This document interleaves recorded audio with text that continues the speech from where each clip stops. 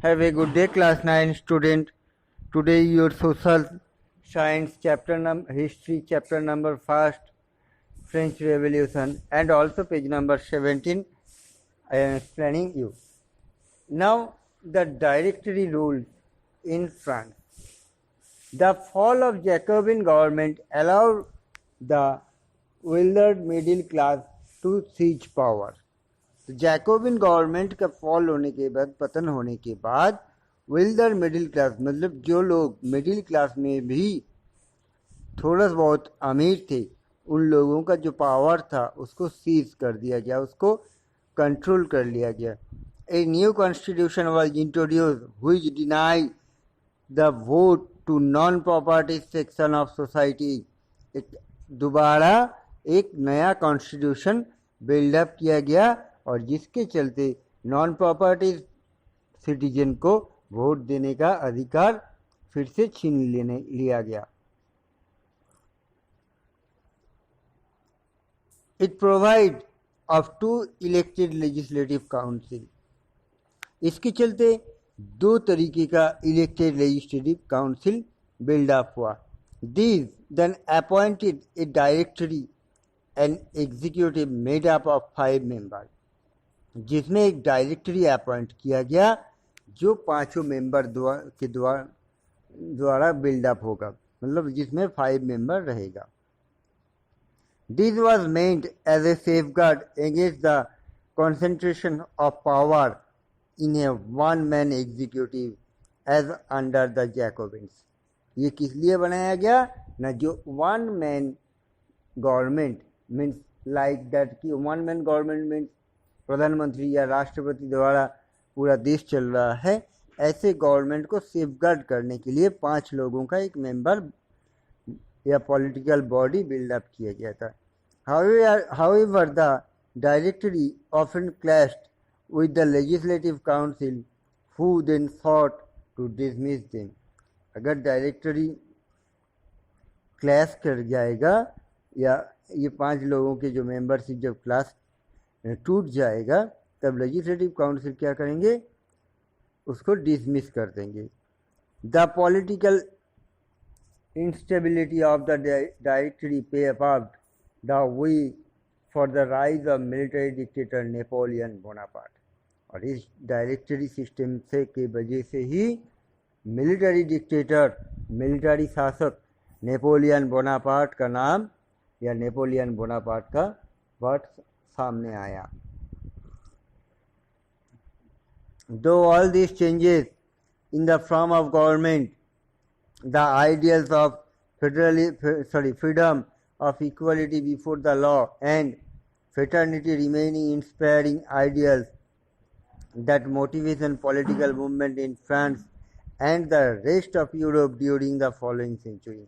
इसी के चलते हुए ये जो गवर्नमेंट में चेंज होगा, इस द आइडियल्स ऑफ फ्रीडम, आज़ादी का जो आइडिया था उसमें भी कुछ बदलाव हुआ. Equality before law, fraternity remain inspire, मतलब जो भी था फ्रीडम का, आज़ादी का, equality before law, political movement में, सब चीज़ों में थोड़ा थोड़ा कुछ ना कुछ बदलाव लाया और बहुत सारे मोटिवेशनल काम भी करना शुरू हुआ, जो France and rest of the Europe में भी इसका इफेक्ट दिखने लगा. Now next topic, did women have a revolution. क्या औरतें लोग भी उस टाइम रेवोल्यूशन के कर रहे थे. From the very beginning women where active participants in the event which brought about so many important changes in French society. From the very beginning, बहुत पहले से ही फ्रांस में जो भी सोशल चेंजेस या रेवोल्यूशन चल रहा था, उसमें वुमेन एक्टिवली पार्टिसिपेट कर रहे थे. They hoped that their involvement would pressurize the revolutionary government to introduce measures to improve their lives. वो लोग ये होप करते थे, आशा करते थे कि अगर वो लोग रेवोल्यूशनरी में पार्टिसिपेट करेंगे तो उन लोगों का जो लाइफ, जिंदगी है, उसमें सुधार आएगा. Most women of the third state had to work for a living. ज़्यादा से ज़्यादा वुमेन्स ऑब्वियसली थर्ड स्टेट में होगा, क्योंकि थर्ड स्टेट में लोग का जो पॉपुलेशन है वो सबसे ज़्यादा था, 90% लोग थे थर्ड स्टेट का। तो वुमेन्स जो लोग थे वो लोग क्या चाहते थे कि उन लोगों का जो जॉब है या काम कर रहे हैं या जीने का तरीका जो है उसमें कुछ सुधार आए। They work as स्ट्रीमस्ट्रेज and लॉन्ड्रेज,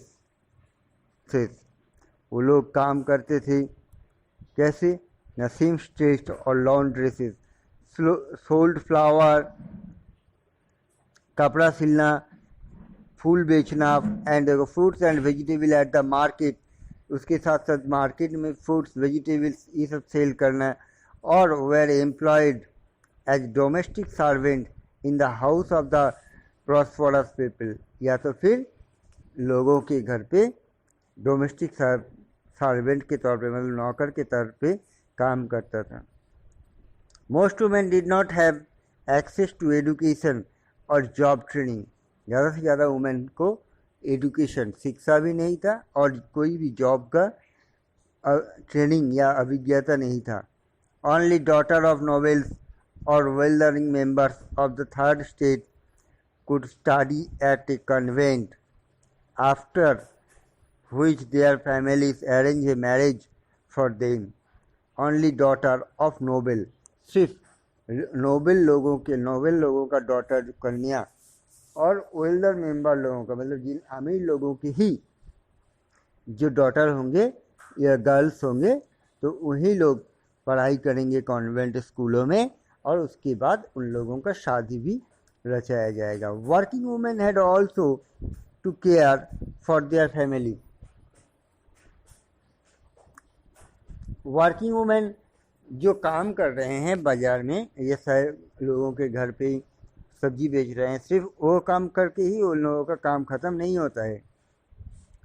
for their family, अपने फैमिली के लिए भी काम करना पड़ता है। कुक, फेच वाटर, मतलब खाना बनाना, पानी लाना मतलब एक गिलास पानी एक कमरे से दूसरे कमरे में नहीं, उस टाइम पानी वाटर लाने के लिए एक गांव से दूसरे गांव तक पैदल जाना पड़ता था। वे आप फॉर द ब्रेड, खाना लाने के लिए, ब्रेड लाने के लिए दुकान रसन सब में जाके लाइन लगाना, and look after the children, उसके बाद बच्चों को भी देखभाल करना। Their wages were lower than those of man, और वो लोग जो अदर सेक्टर में काम कर रहे थे उन लोगों का वेजेस क्या था, सैलरी या मजदूरी क्या था, जो आदमी को मिलता है उससे कम मिलता था। In order to discuss and voice their interest, women started their own political club and newspaper. इसी के चलते हुए वुमेन्स लोग क्या किए,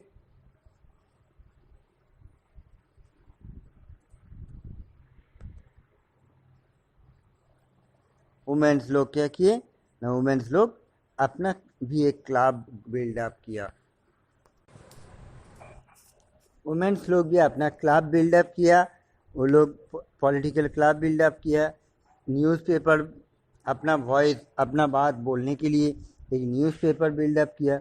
about 60 womens club came up in different French cities, near about 60 womens अलग अलग शहरों में जाकर एक क्लब बिल्डअप करना शुरू किया। The society of revolutionary and Republican women was the most famous of them, इसमें से भी एक फेमस क्लब जो बिल्डअप हुआ था उसका नाम था क्या, the society of revolutionary and Republican women. One of their main demands was the women enjoy the same political rights as men।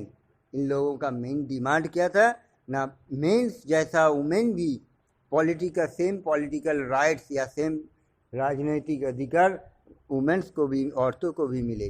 Women's were disappointed that the constitution of 1791 reduced them to passive citizen।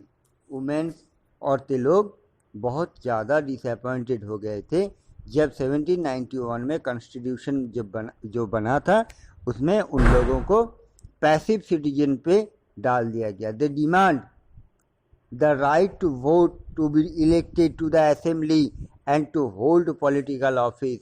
वो लोग demand कर रहे थे औरतें लोग कि उन लोगों को भी वोट देने का अधिकार देना चाहिए और पॉलिटिकल ऑफिस के या पॉलिटिकल पार्टी के तौर पे असेंबली में भी पार्टिसिपेट करने का अधिकार देना जरूरी है या चाहिए। Only then they felt would their interest be represented in the new government, ताकि वो लोग भी गवर्नमेंट बनाने में या सरकार बनाने में अपने वोटिंग का जरिया या मदद कर पाए। In the early years the revolutionary government did introduce law that help improve to life of women. आगे चल के रेवोल्यूशनरी गवर्नमेंट जो रीबिल्डअप हुआ था वो लोग औरतों का डिमांड के लेके इम्प्रूवमेंट लाया, इवन औरतों को आगे जाके काम करने का अधिकार दिया। Together with the creation of state schooling was made compulsory for all girls. क्या किया था न, सभी लोगों औरतों के लिए स्कूल जाना कंपलसरी किया था। Their fathers could no longer force them into marriage against their will. अपनी इच्छा के विरुद्ध उसके पिता उस लड़की का शादी रचा नहीं पाएगा। Marriage was made into a contract entered into freely and registered under civil law. Marriage भी होगा तो एक कॉन्ट्रेक्चुअल आइन के द्वारा, जो अभी के ज़माने में भी हो रहा है रजिस्ट्री मैरिज, जिसके जो आइनी शादी होगा। Divorce was made legal and could be applied for by both women and main. Divorce भी मिल सकता है उस औरतें को या वुमेन को, जिसके जो डिवोर्स चाहिए अगर ज़रूरत होगा तो दोनों को ही, वुमेन मेन दोनों को ही अप्लाई करना पड़ेगा। Women could now train for jobs, could became artisan और रन स्मॉल बिजनेस। औरतों को भी नौकरी का ट्रेनिंग दिया जाता है और वो लोग खुद का बिजनेस भी चला सकता है। Women's struggle for equal political rights, however, continued during the Reign of Terror.